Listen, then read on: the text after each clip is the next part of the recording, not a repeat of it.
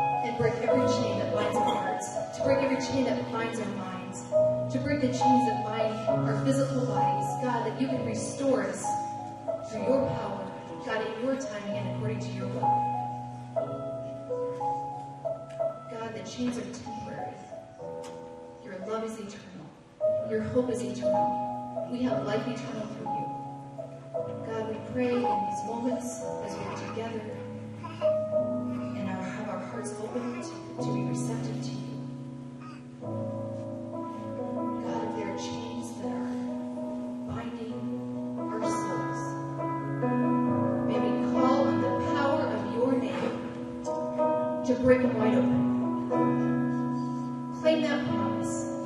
Stand on that promise and never let go.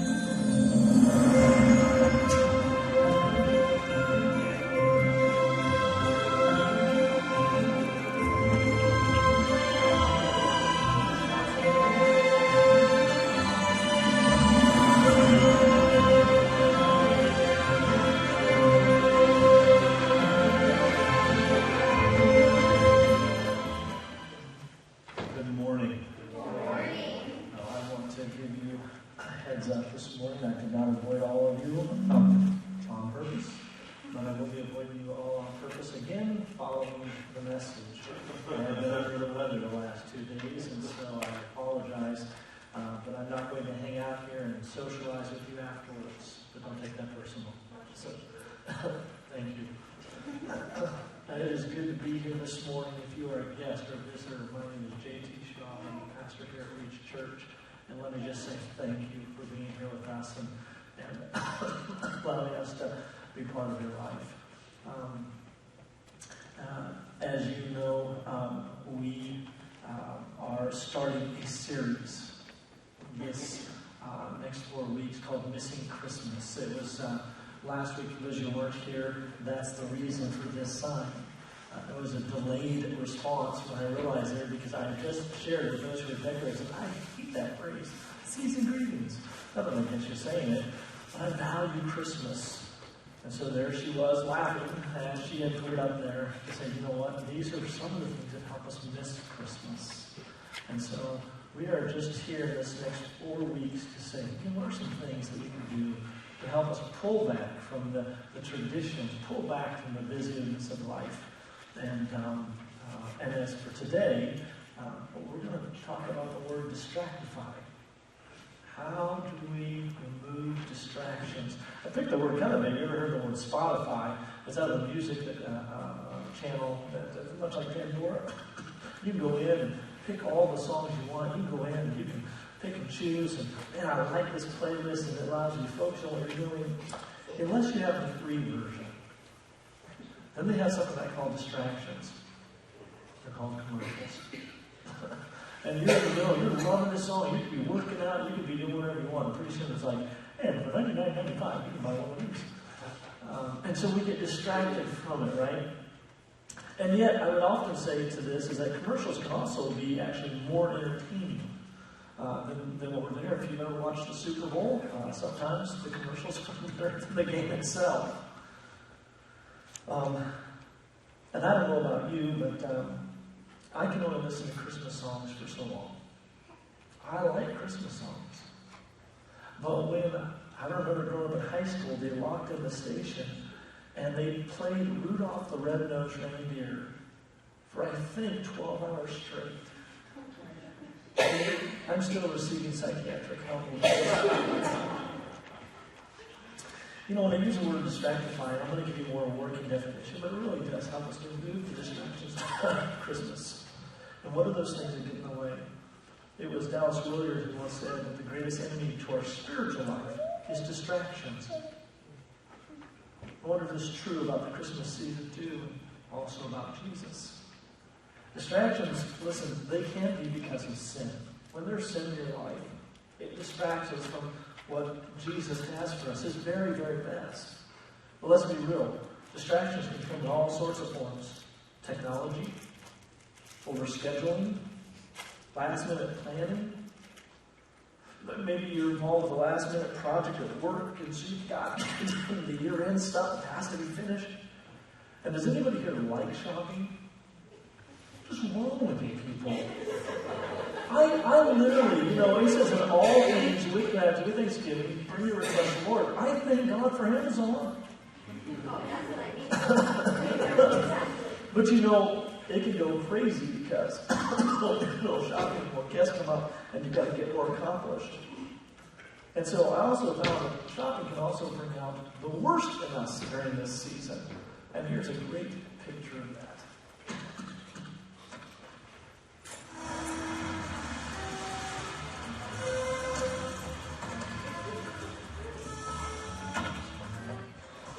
Hello, excuse me. I'm looking for a ham, a hickory honey ham. If there are any left, they'll be back there. Thank you very much. Merry Christmas. Merry Christmas.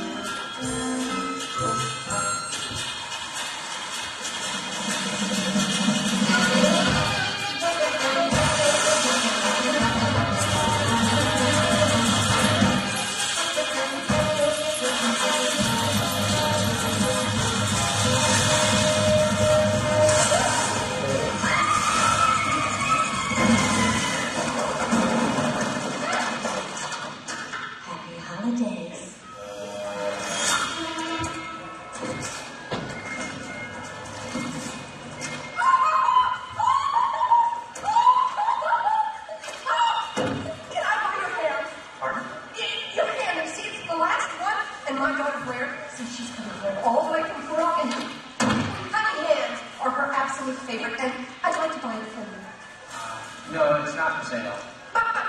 But she's in the Peace Corps, and I'd be willing to pay anything above sticker price. No, we're not. You know, it's never too early to start thinking about putting away from something for your child's college education.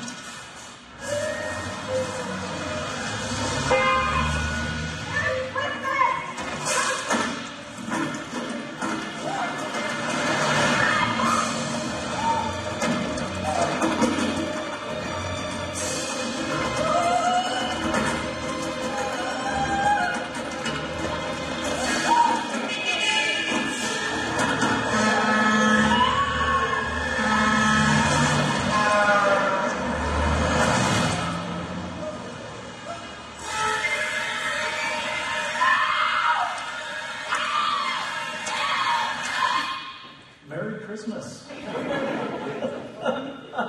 You know, even annual traditions that are so important to us can distract us from life-changing celebrations.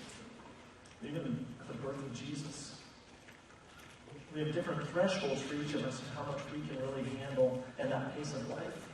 But when the pace of your life pushes out the true meaning of Christmas, it's time to distractify.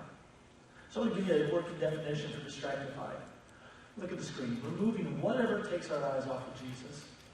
Yeah, it's a general observation that can be used year-round. But the truth is, in Christmas, we get most, it seems to be where we find the most distractions because we're moving into the commercialization of something that can be about celebration. And that is what happens typically with most of us during the Christmas season. But you know, that wasn't uncommon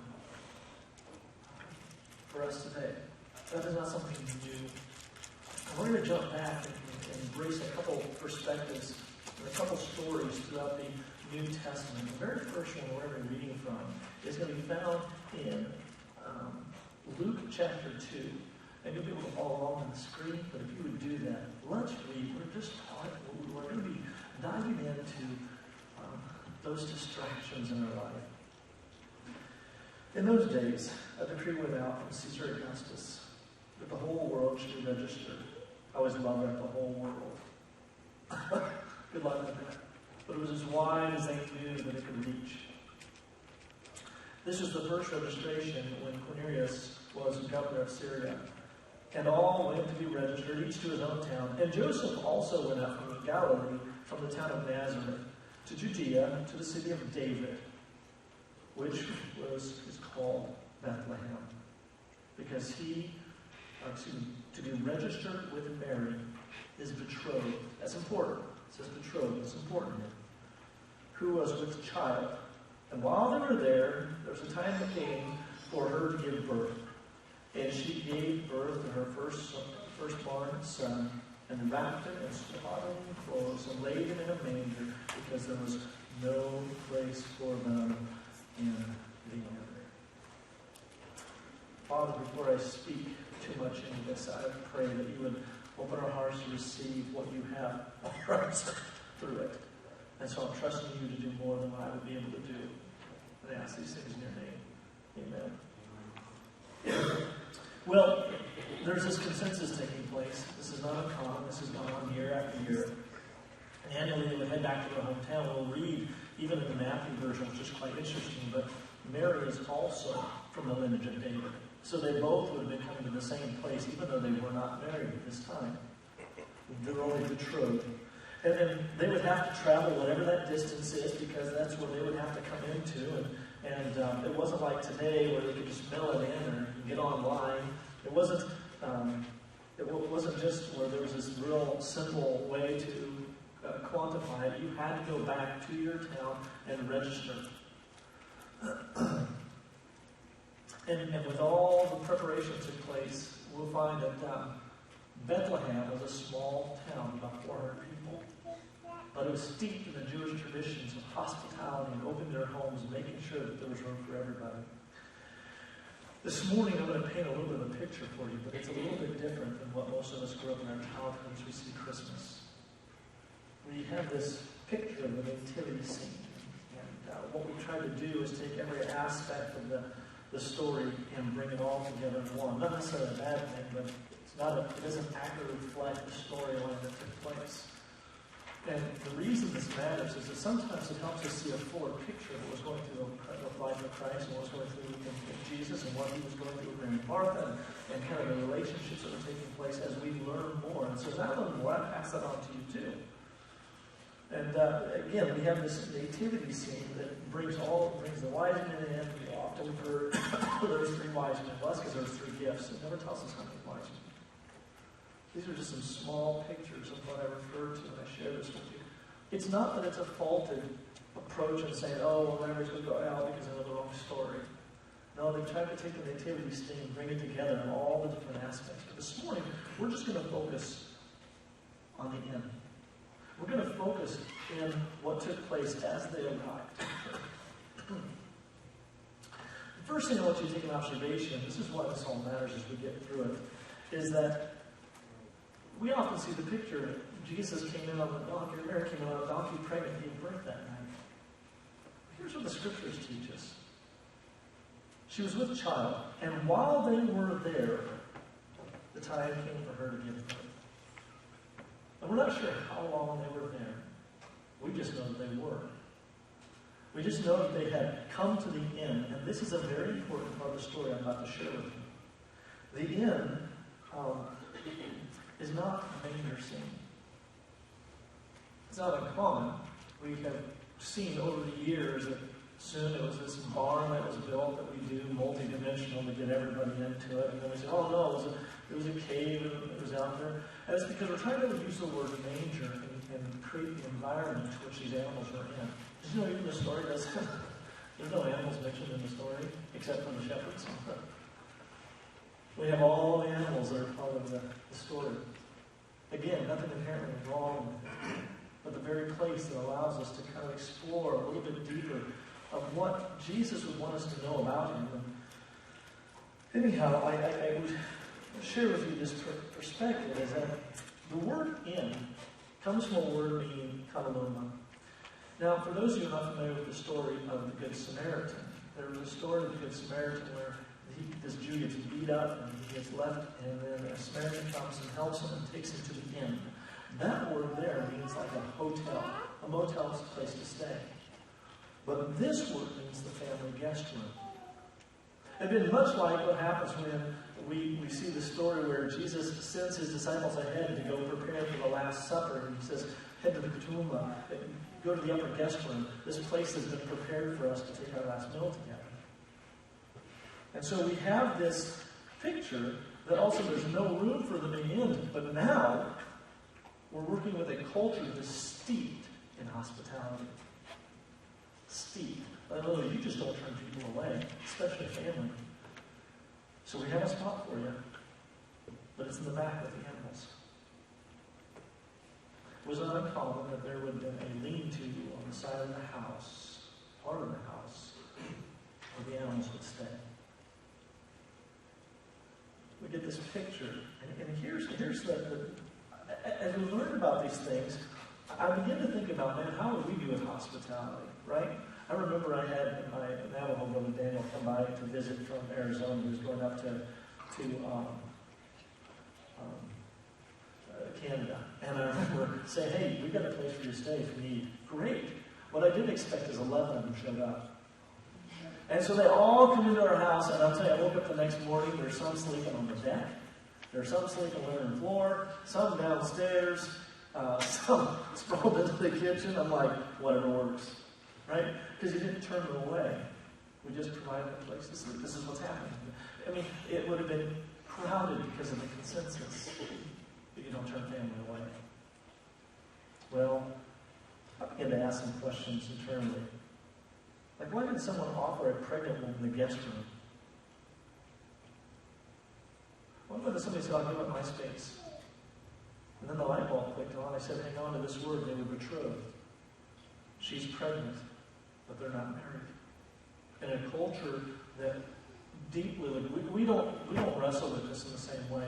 It is just not uncommon for us to see single moms raising children. We need dads to step up. and do their part as a father. But and that is not in every situation. We know there are mothers who don't do their part.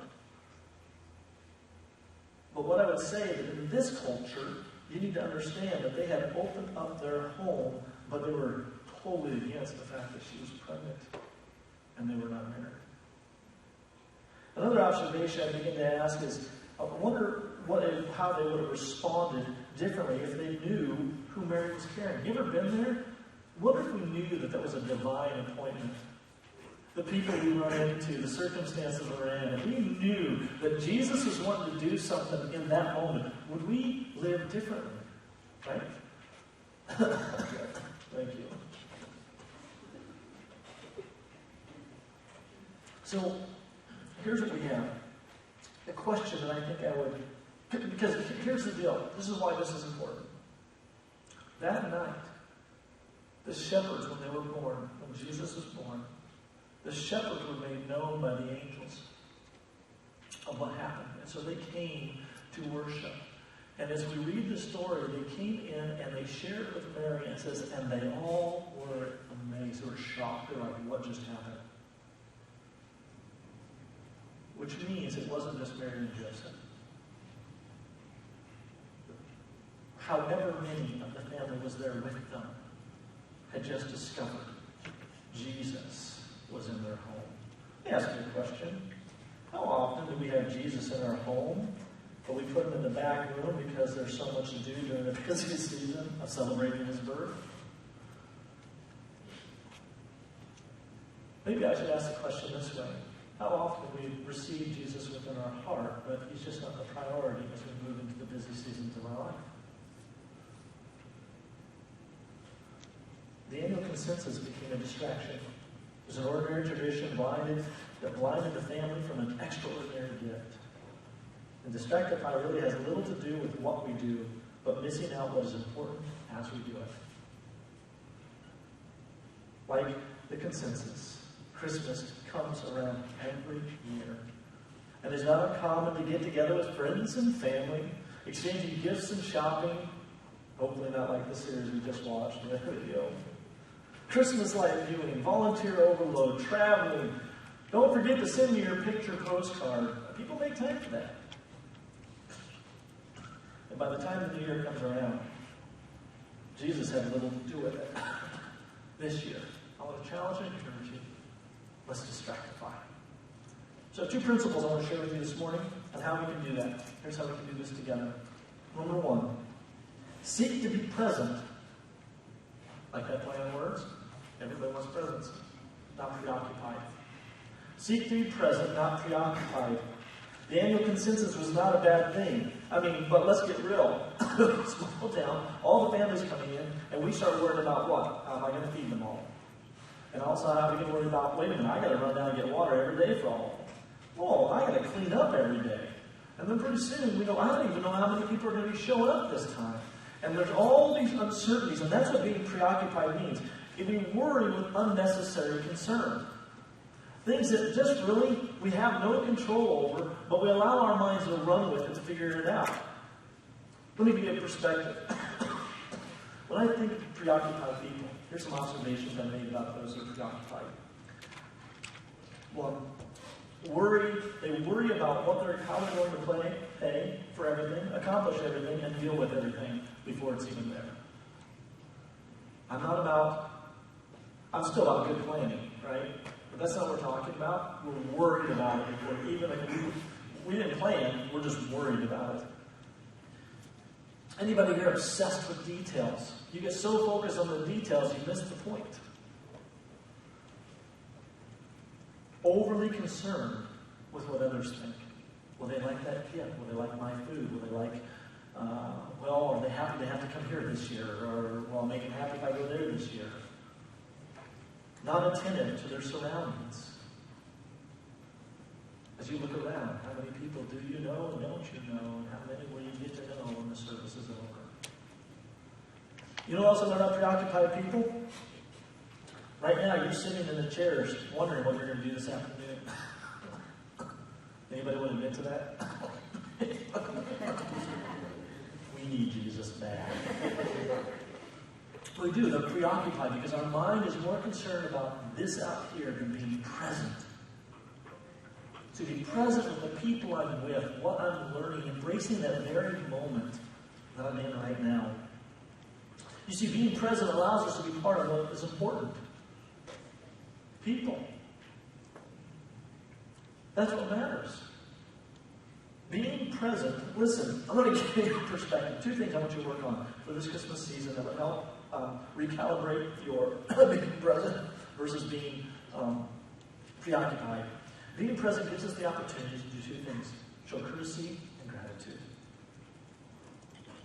I mean, let's be real. Let's look around at Christmas time. Anybody notice that people can get mean at Christmas?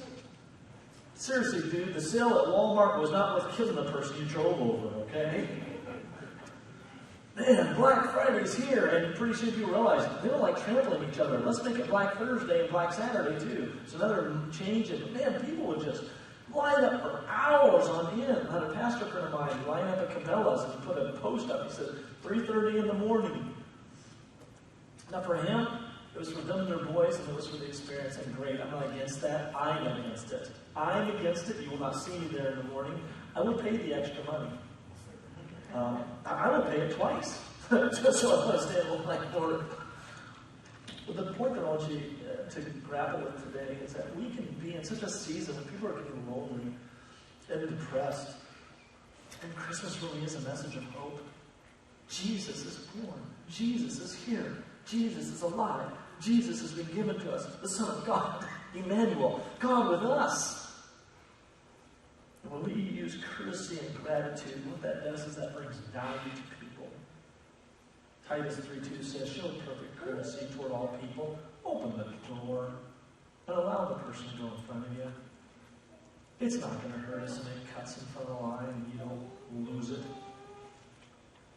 The reality is you can let one more car pull out in front of you.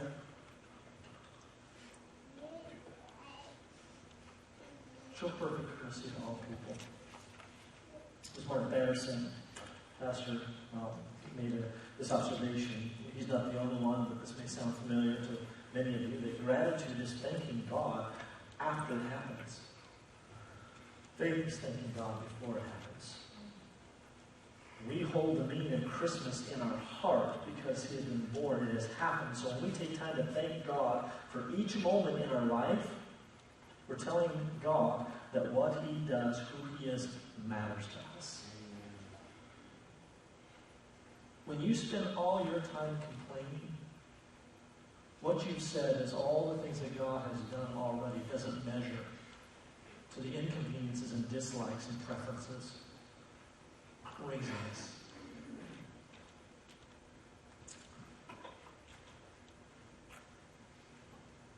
Do not be worried about anything, but in everything, by prayer and petition and thanksgiving, present your request to God. Come before Him with gratitude. And this season, do what you can to show courtesy. The second observation that I would give you is this. Seek His presence before your presence. Seek His presence before your presence. You know, listen, whether you're giving or receiving is totally irrelevant. I like giving gifts.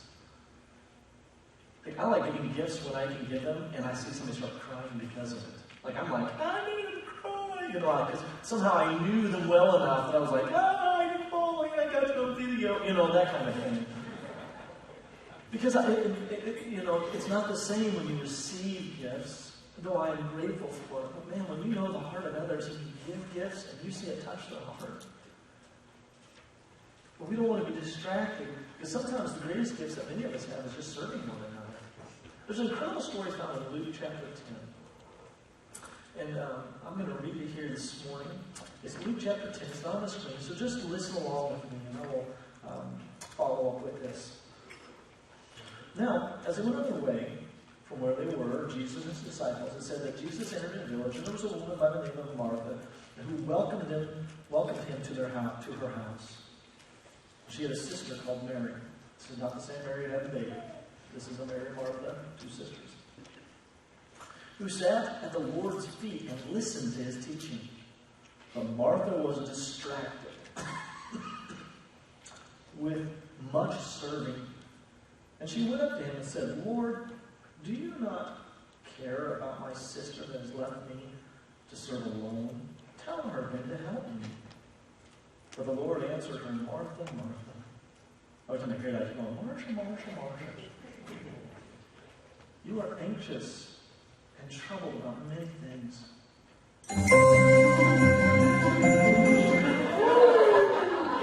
And the Lord has spoken.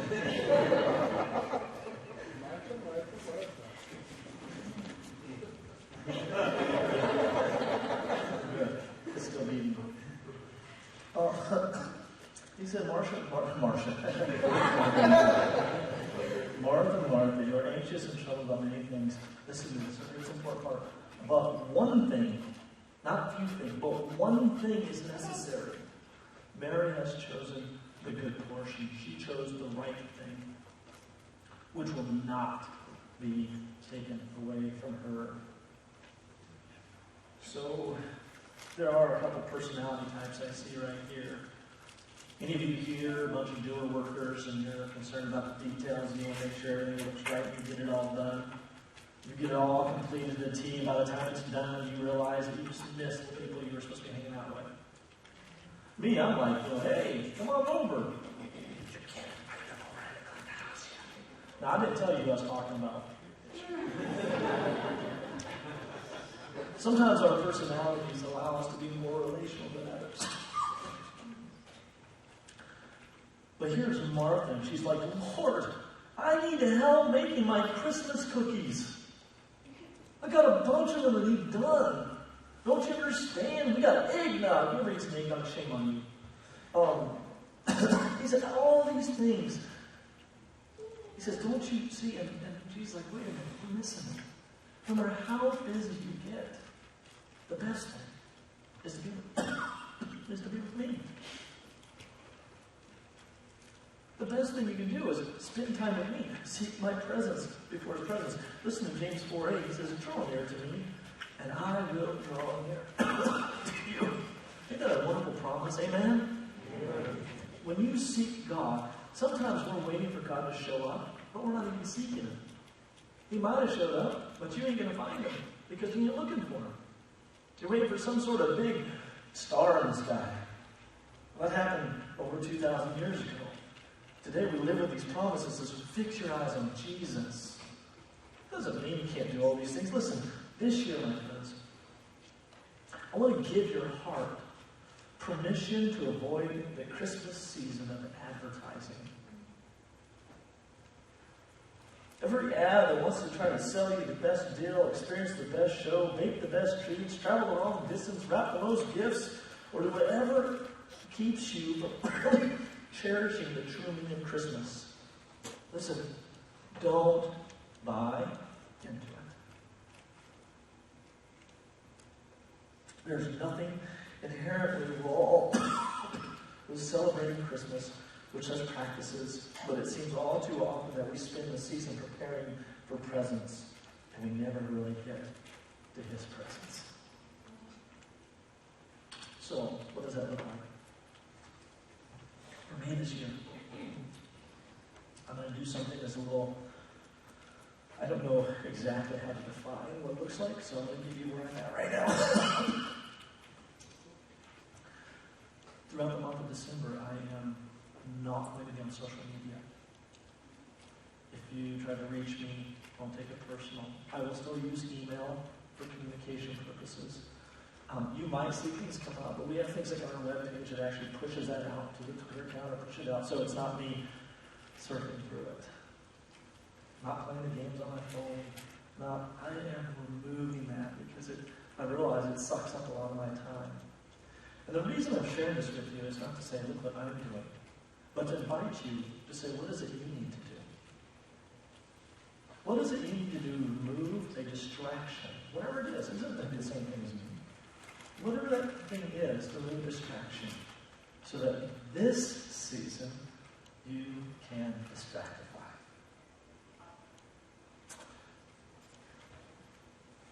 Just a moment, I'm going to have prayer. For those who are not part of Reach Church, we just thank you, or not, or just visiting us today. We thank you for being here with us. For those of you who are tenders, you know how we do our tithes for the offerings, through the box and online giving. For those of you, we're just glad you're here. I want this to be a season as I pray over the offering, as I pray over you today, as I pray over the ministries of which God is shaping you already right now as we go into Christmas. Let's not get to January 1st and go, what just happened?